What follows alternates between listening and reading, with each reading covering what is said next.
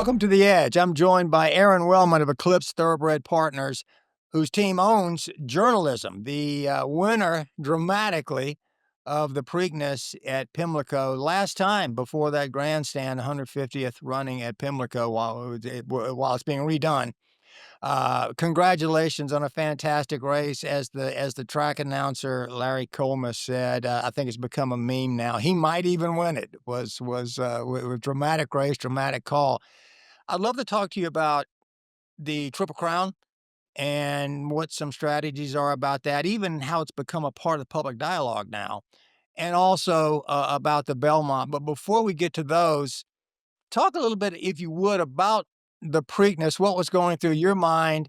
You come down the stretch around that last turn. I think, correct me if I'm wrong, Mr. Wellman, I think Journalism was sixth place at that point, and as Larry Colmus said, the track announcer, he had a wall of horses in front of him going along the rail. What were you guys thinking? And did you see it? Did you see it as a win as he came down the stretch? The Preakness itself was every range of emotion that you could possibly encounter as far as racehorse ownership is concerned, at least from our perspective. He was in very comfortable position crossing the wire the first time and going into the first turn. It was relatively smooth, especially compared to his trip in the Kentucky Derby. So we had no complaints there. He was saving ground right behind the top flight. Going up the backside, it didn't appear as though Journalism was taking Umberto Rispoli as we would have liked to have seen. He didn't look like he was on the bridle, so to speak, heading to the half-mile pole. And what was going through my mind at that time was, did we read this horse wrong in between the Derby and the Preakness? And have we made a mistake? Is he empty? Is he dull? Is he flat? And going into the far turn, Umberto sort of turned over his right-handed stick and showed it to him. And Journalism responded, which was very comforting because we were concerned, prior to that, whether he was going to fire or not. But he jumped right into the bridle as soon as Umberto reminded him to. And from there, it was really a question of, was Umberto going to swing wide and compromise ground, or was he going to sit down low and hope for a seam to open up in the stretch? And going into the race, Umberto has a lot of respect, as does all of our connections, for Hall of Fame retired jockey Jerry Bailey, one of the greatest riders, and not just rider, but one of the greatest tacticians, and, prepared so well for his engagements that Umberto leaned on Jerry a little bit prior to the race, and Jerry was pretty adamant that you want to do everything in your power to save ground around the far turn at Pimlico. And I know that that's what was in Umberto's mind as he had to make that split-second decision. So from there, it didn't surprise me all that much that he was going inside. Where I think the chain of events began that led to so much drama is that just as Journalism was accelerating into the hole down on the rail, Clever Again, who was on the lead, backed up. He was decelerating as Journalism was accelerating, and that caught Umberto by surprise because I think the consensus was that Clever Again was one of the horses to beat. And even though he set out legitimate fractions, he wasn't all that pressured. And I think Umberto was really thinking that he was anticipating Clever Again to carry his speed further into the stretch. But when he stopped, it created a very tight situation, of course, where Umberto had to find a hole. And he did poke his nose in there and get to the spot. And then, of course, Flavien Prat was race riding as we expected him to do.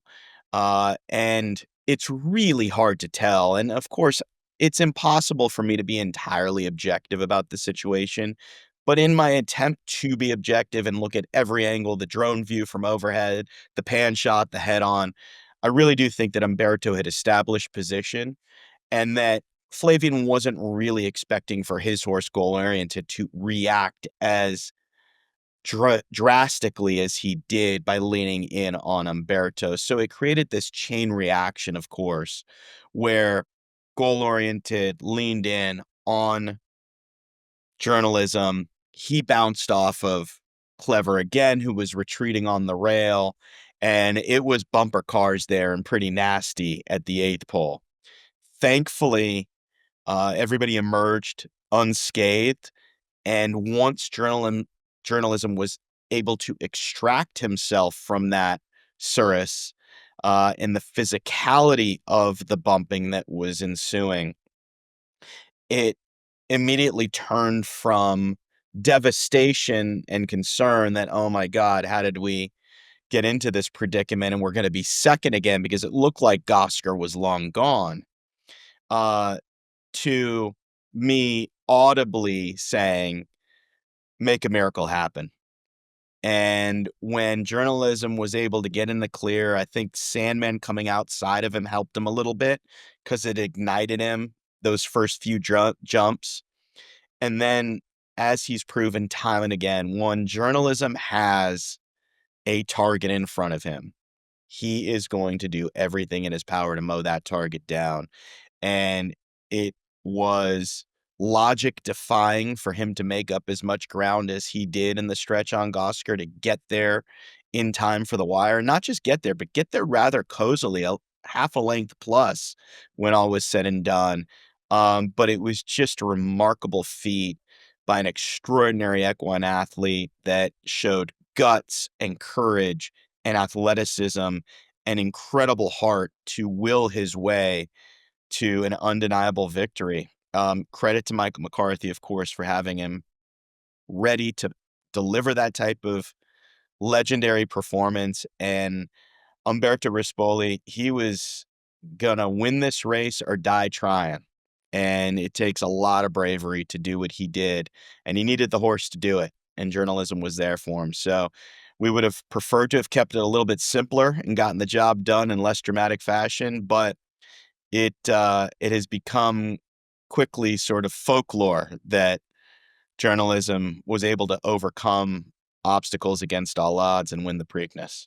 That's what made it such a fascinating race. As the casual viewer watching it, with millions of others on TV, I love your definition of what happened because it did look like, as the track announcer said, it looked like he was boxed in behind a wall of horses. Then it looked like to the viewer when he did get out of that, it looked like Sandman. At one point, I was telling somebody I was with, "Gosh, Sandman's gonna come in and sorta put a good challenge on." And then there was some kinda jet propulsion where journalism just I mean, it was Barry Sanders-esque, to bring a football, analogy, and just hit the jets, man, and just really it's interesting what you say about how Sandman may have pushed him a little bit, may have inspired him to kick it into gear because, man, did he ever, and again, it led to the legendary, he might even win it, track it down. Back to the jostling, has there been any internal or external repercussions? There was some discussion about some elbows were flying and stuff like that.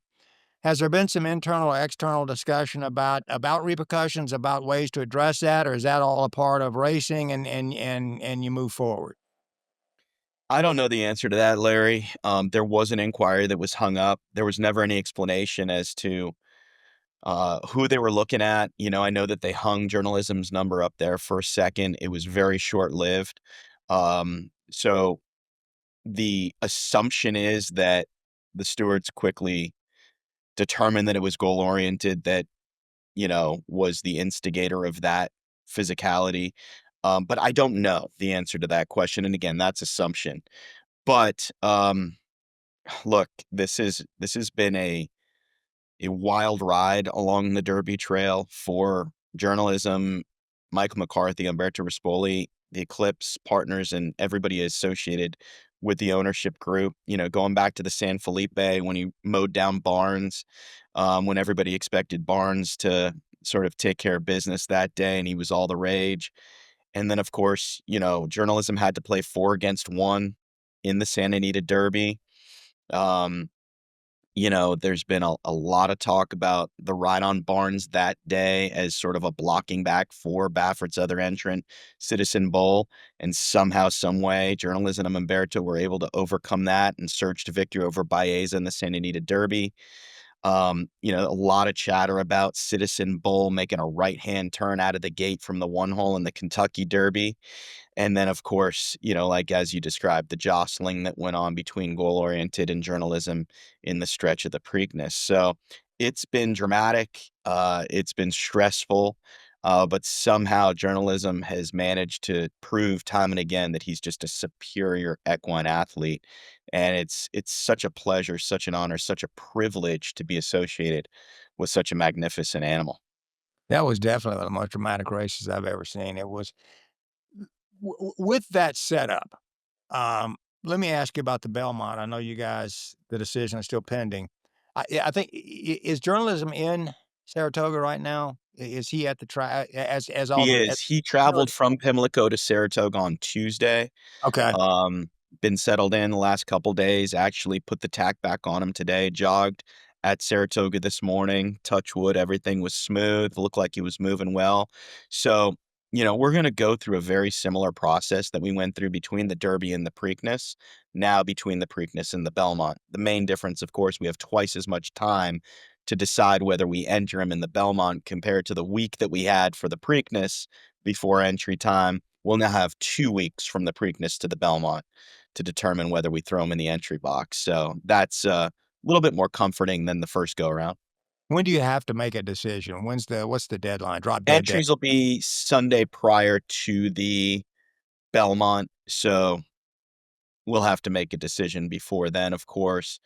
And, if all goes well in journalism's energy, appetite, movement, motion, mindset, is all there. I think Michael McCarthy would like to give him a breeze over the racetrack next weekend, a week out or so, give or take, depending on his condition and the weather, of course, uh, which will be really the telltale sign whether we give him the green light to go into the Belmont or not. And did he come out of Pimlico in good shape, no injuries? His appetite's good, his energy's good. Does he seem healthy at this point? Does he seem good to go? So far, so good. For the amount of physicality that occurred in the Preakness, you've always got to hold your breath when you get him back to the barn. Superficial stuff, of course, cuts, scrapes, lacerations, bruises. Um, None of the sort, thankfully. He came out unscathed in that respect. And, I talked about it so many times that he's just a rare breed of thoroughbred that has just this incredible dual constitution. Physically, he just seems to be so sturdy and made of steel, and psychologically, nothing phases him. He's just been through it, and, um, to have that balance of the physical and psychological constitution is so hard to come by, that we just marvel at this horse. You would have thought that he would have been a little quiet after the race, maybe not dove right into the feed tub, and his energy would have been a little, you know, distant. He would have been in the back of his stall, not wanting to be social or interactive. But it was the opposite. This horse dove right in the feed tub. He was with his ears pricked and his eyes bright at the front of his stall, looking for the cameras. The next morning, we brought him out. He was happy to walk around the barn for about an hour, soak it all in. So, he's just a special, special horse. Well, you mentioned Santa Anita and Preakness. That afterjet that he has is just phenomenal. He as you look forward to the Belmont, Sovereignty wins the Kentucky Derby, doesn't go to the Preakness. Now, outside of the horse racing industry, the whole Triple Crown aura, this has an enormous mystique. Obviously, we can't have it this year. Um, there has been a lot of discussion inside and outside of the horse racing industry. What do you do about the Triple Crown? From the Derby in Louisville to Preakness at 2 weeks, then 3 weeks from Preakness to Belmont. Some assert not enough time for horses to recover. Others say, I'm short-circuiting these responses. I'm sort of, it's more complicated than that, but others say, look, that's the way it is. You develop a legendary status for being able to handle the difficult task ahead. If it's not difficult, it's not legendary.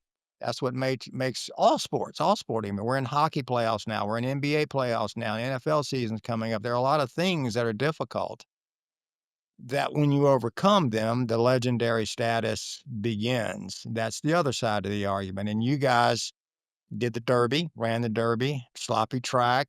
I think, correct me if I'm wrong, I think 3 horses came out of the Derby into the Preakness, including 2 that did extraordinarily well, Sandman and Journalism. So the argument that the horses aren't ready in 2 weeks is debatable. Wha Stepping back, the view from 30,000 feet, not necessarily journalism, but just as a horseman, where are you in that argument? The whole they're not ready in that short time frame versus, look, that's the way it is. If you're not tough, you gotta deal with the the horses before us have dealt with that tough schedule and have built legendary reputations, so let's keep it as it is. Where are you in that whole debate? I've really waffled on the topic, quite frankly, and that's not me at all. I'm usually pretty black and white with an opinion, especially as it relates to something that I'm so closely tied to, like thoroughbred horse racing. And this experience has crystallized my perception of the Triple Crown a little bit more. So I think I'm actually one of the few uniquely qualified horsemen to be able to speak on this topic because I've had various experiences on the Triple Crown Trail throughout the last 11 or 12 years. Actually, it's longer than that, 14, 15 years. Going back to my tenure at Team Valor when we had Animal Kingdom, who won the 2011 Kentucky Derby. And I've seen a few different scenarios play out. And I'll just give you a little personal history of my experience in the Triple Crown if you want, Larry. And it started with Animal Kingdom. So Animal Kingdom won the Kentucky Derby. And we went to the Preakness. He got beat a neck by Shackelford. So we went from the Derby winner to the Preakness and got beat. But he ran a tremendous race in defeat that day and was arguably a bit unlucky not to win the Preakness. Now, there was a big debate about whether he should go on to the Belmont Stakes because there was no Triple Crown on the line. But the decision was made to pursue the Belmont. He got crushed out of the gate, and we'll never know whether he was really um, right for that race because he was eliminated pretty much at the start. But that was my first experience along the Triple Crown Trail. And then when we started Eclipse, our first Derby runner was Danza in 2014, and he ran third in the Derby. And we automatically determined that we would not run in the Preakness Stakes, but rather we would point for the Belmont 5 weeks later. Well, unfortunately, Danza got hurt between the Derby and the Belmont and never made it to the Belmont. But that was our approach with him because he wasn't eligible for the Triple Crown. Then we ran in 2 consecutive years, we ran 6th with Destin in 2016 and Taprit in 2017. They both ran decent 6ths, really didn't threaten the top spots, but ran respectable races. We never even considered the Preakness for all of them, both of them, but knew that the mile-and-a-half distance of the Belmont would be more appropriate, and we'd let the Derby winner and anybody else that ran in the first 2 legs sort of go toe-to-toe and battle together, and then we'd be fresh 5 weeks later for the Belmont. Well, Destin got beat a whisker in the Belmont by Creator. And we came back a year later with the same game plan and won it with Tappan in 2017. So those were unique scenarios as well. Now, come to 2025, and we've got the second place finisher of the Derby that, quite frankly, we had always hoped, never be so bold as to predict that we would be the Derby winner, but we were always in the back of our minds preparing him, journalism, as though he would have to endure a grueling 3-race series within 5 weeks. Um, so even though we got beat in the Derby, we still were very open-minded about his status for the Preakness. It is an American classic. It's a very important race, and we have always been of the opinion that journalism is a classic-worthy colt. So we wanted to keep the door open. We did. We assessed him throughout that week before determining that he was going to get the green light to go into the entry box. And thankfully, it worked out really well. And now we're right back in a similar situation between the Preakness and the Belmont, where we don't have a Triple Crown on the line. Um, but again, the Belmont is the test of a champion, right? It is an American classic that is extremely important, extremely prestigious. And if we could somehow make journalism a dual classic winner with a second in the Derby, I think it just elevates his status even that much more. Even more so because this year the race will be run at Saratoga, which mandates that it's only a 1.25 mile race, which is typically more respected from a stallion making prospect than a 1.5 mile race. So even though we think he can handle the 1.5 miles without any question, the 1.25 miles almost makes this race more valuable than in a 1.5 miles, which is very unique. Um, if journalism were to be able to be fortunate enough to defeat, if we run in the Belmont, Sovereignty, the Derby winner, and Baeza, the third place finisher, and whoever else shows up. But those two horses ran dynamite races in the Kentucky Derby and elected to take the 5 weeks to freshen up and prepare. And if we could take on them and beat them as fresh horses when we had the race we had in the Preakness, I mean, it would send journalism into a new level of respect, I think. Now, of course, we're not going to do that if we're not 100% comfortable with his condition in all respects leading up to the Belmont. But we're considering it. We would like to run. We just need our horse to tell us that he's ready to take on that challenge. And to wheel back to your real question, which is what's your take on it? So over the last couple of years, I've heard some really good arguments that it should be 4 weeks in between the Derby and the Preakness and another month from the Preakness to the Belmont, which basically lands you at about 4th of July, which there's a really compelling argument that the Belmont on 4th of July weekend would be an incredible event. And if we're so lucky as an industry to have a Triple Crown on the line going to the Belmont 4th of July weekend, it's the perfect storm, right? And I think there's a lot of weight to that argument. And we have to be open-minded and flexible as it relates to what's best for the game, right?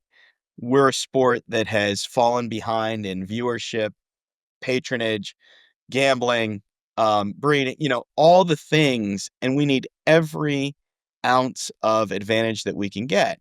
So the argument of the spacing is not just the 4th of July build up to the Belmont, but it's that, okay, everybody agrees the Triple Crown's supposed to be hard. It's not supposed to be easy. It's supposed to be difficult to achieve, only for the greats.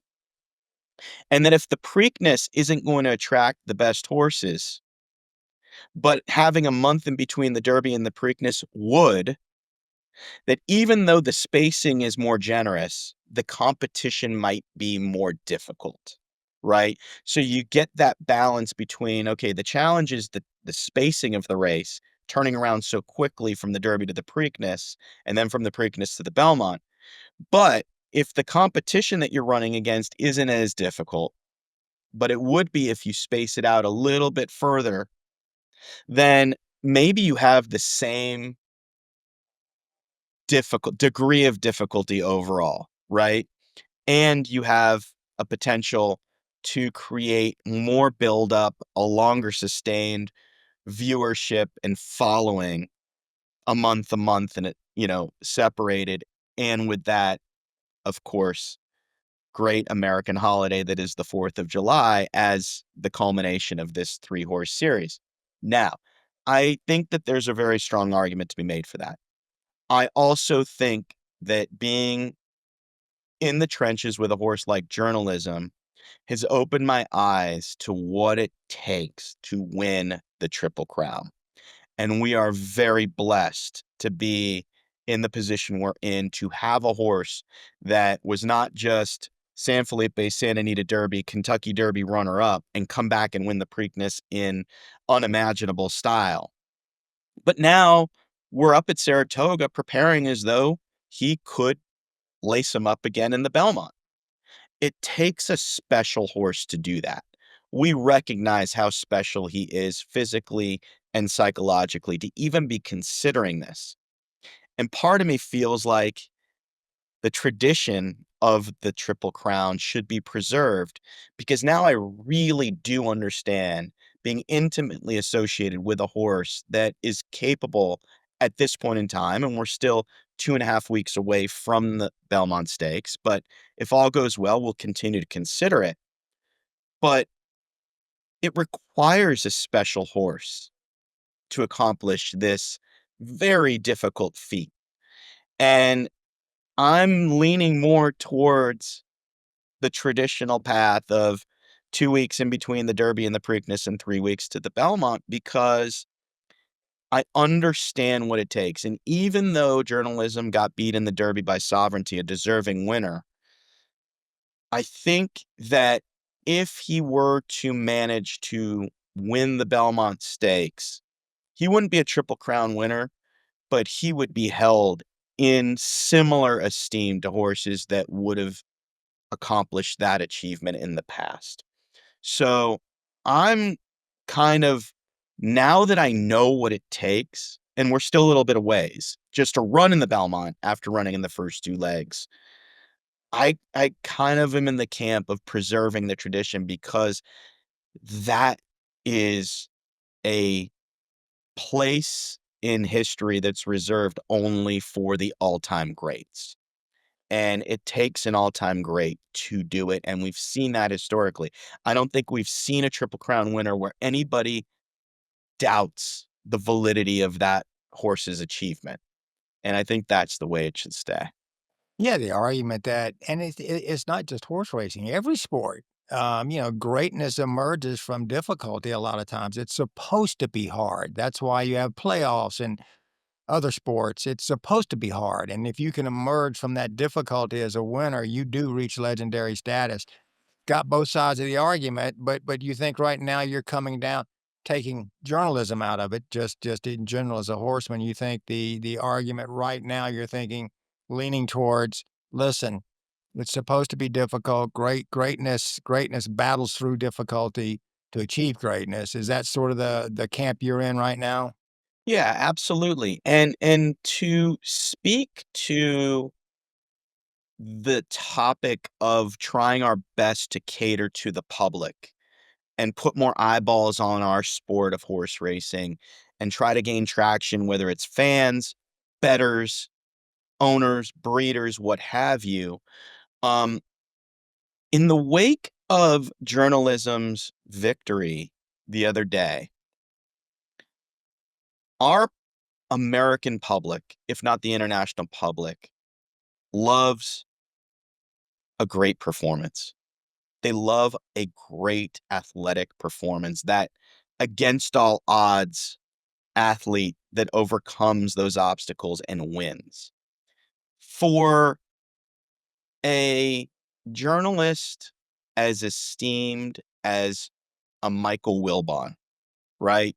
from Pardon the Interruption, who's 20 plus years into their show. They've stood the test of time, him and Tony Kornheiser. Yeah. And Wilbon has admitted time and again, he's not a fan of horse racing. Kornheiser is. They both watched the Preakness on Saturday separately. Kornheiser was at a reunion and snuck some buddies into a local bar and watched it amongst a couple hundred people, and he reveled in it. But Wilbon, who's, I don't want to say he's anti-horse racing, but he's not prone to it. He characterized journalism's performance as one of the greatest things in all of sports he has ever witnessed. And for a man like that to say that, it really defines the appreciation that we as a society have for these achievements in our marquee events, whether it's the World Series, the NBA Finals, or an American classic like the Preakness Stakes. For a journalist like Joe Drape, okay, who has published more hit pieces on horse racing than any other journalist in the history of our sport, to say that what he saw journalism do makes him wonder whether he is or could be one of the all-time greats is just incredible. He's transcending the sport. So I'm not in a position to declare him one of those, but it is remarkable to be part of a horse that is getting that type of attention, and not just from us within the industry, but those outside of the industry, which means he's transcending it. And that's why I think part of what is so respected about journalism's achievement in the Preakness is sovereignty didn't show up. That's their prerogative. And he didn't show up probably because they were concerned about the 2-week turnaround. I don't know. I'm not in their camp. I respect that group immensely. Belmont, Godolphin, Junior Alvarado, and their horse sovereignty. But I think the fact that he didn't show up and journalism did made the general public even root for journalism that much more. And then to see him get stymied and pinballed at the 8th hole and somehow, some way find a way to grind his way to the most improbable victory, it captured the hearts of not just sports fans, but the general public as well. And that's what this series is capable of doing.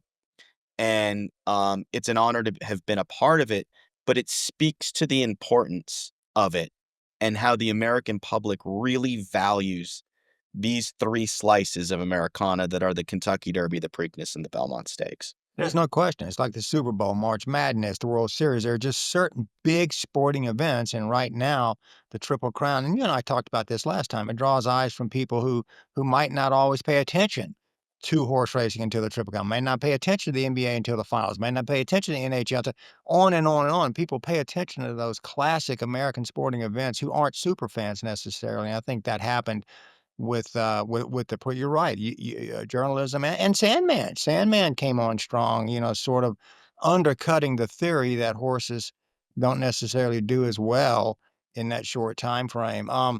Not to take away from sovereignty in their team's decision, clearly. However, I will say, it's interesting you mentioned Wilbon because I was watching right after their team made the decision not to go to the Preakness. And he said on the air, he said, I'm not why he was upset about it. He said, I'm not even going to watch the Preakness because that taps into that American psyche of what the Triple Crown is to some degree to have somebody say that. Of course, he did end up watching it and was, as you say, I was, think people appreciate bravery and yeah. guts too.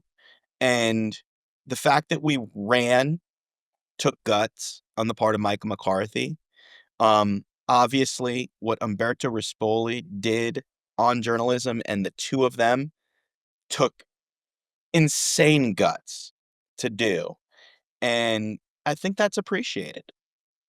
Yeah. And kudos to Mark Cassidy and his team with Sandman as well, and Dwayne Lucas and American Promise. They came back, they didn't fare so well, but Sandman did, and they had the guts to try it. and I think that that's respected. And if you guys do go, in the Belmont, Sovereignty's in, uh, it gets back to what we were talking about a moment ago. All eyes will be on that race.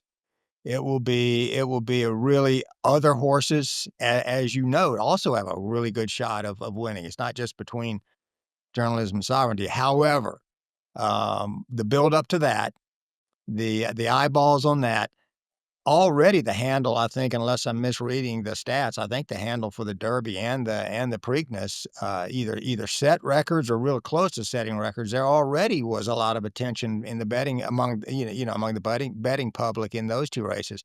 It's gonna be through the roof if that showdown occurs, up in Saratoga, No uh, doubt. I soon. think viewership on NBC was a little bit down from 2024 in the Preakness, but, and I kind of have differing views on social media.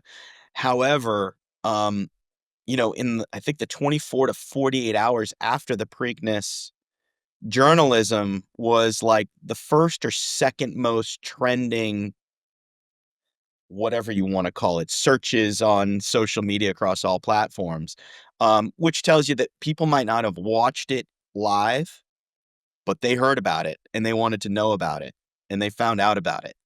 So that's really cool. And you're right. Look, if it happens, we got a long way to go to give the people what they want and get this matchup going. If it happens, it'll be great. If it doesn't, it won't be because we don't want to be there. It's because we'd like to see them match up down the road as well. And we feel that that's what's best for our horse is to give him just that little bit of breather and hope that we can meet Sovereignty and Baeza and the rest of the crop, which is very deep and very strong, and also really exciting. So, uh, yeah, it will be wild up in Saratoga if it manifests. It's gonna be it's like one of those classic boxing matches at Caesar's Palace in Las Vegas years ago. It's gonna be a showdown that a lot of people are gonna be interested in. Aron Wellman, thank you so much. Final thoughts going forward into possibly into the Belmont. What should people look for strategy-wise if you guys do go? Um, what are you thinking, if you do go strategy-wise for the Belmont? It's a little too early to know, Larry.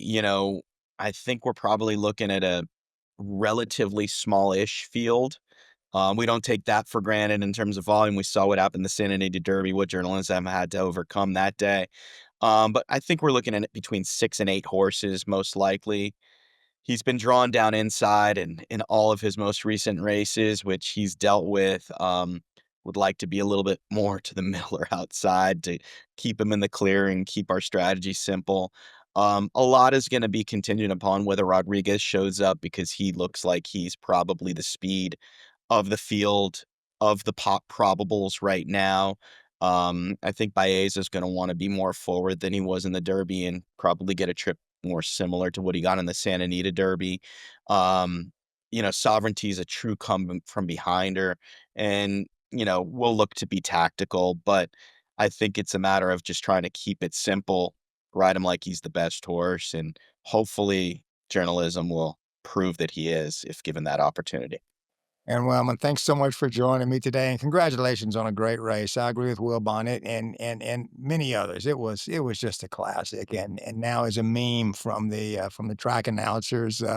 Fabulous call at the Yeah, end. what a call by Larry Colmus. What And, call? not Call. just the audio of it, but they had the video of him and the way he was just so animated throughout it all. Yeah. And Oh, like, the oh my goodness at the wire. And, he was just in a utter state of disbelief. And the passion, the animation was phenomenal. And to be connected to a horse who got a call like that one for the ages is, it just gives you goosebumps. It's It really cool. Really, it really really cool. does, and the It's whole something that I hope everybody could experience, yeah, honestly. well, and clearly on the NBC YouTube channel, you go, yeah, the whole boxed in by a wall of horses or behind, and then the whole, yeah, just so dramatic He painted the picture beautifully. oh, beautiful job, extremely exciting, and it reflected the excitement of the race. Congratulations on a great race, and thank you for being with me today.